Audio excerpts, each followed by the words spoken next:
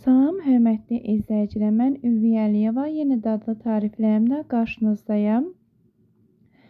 Öncə şokoladı bişirmişəm. Çiyələklər öncə yaxşıca yuyub dəsmalın üzərinə qoymaq lazımdır ki, çiyələkin suyu çəkilsin və quru olsun.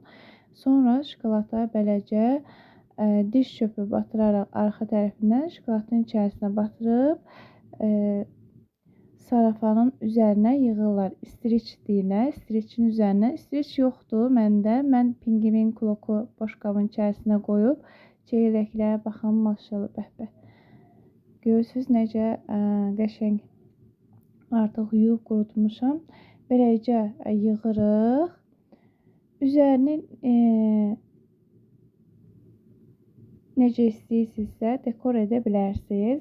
Həqiqətən çox gözəl və dadlıdır. Ləzzətinə, dadına söz ola bilməz. Baxın, beləcə qəşəng. Mən hazırlayıb qoyduqca artıq dondu, hazır oldu. Soyuducuya ehtiyac olmadı.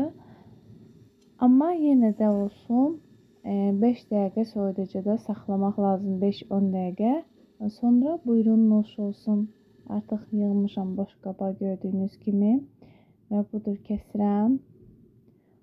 Wow! Həqiqətən mükəmməldir ya, mükəmməl. Bəhbə. Əllərimə sağlıq.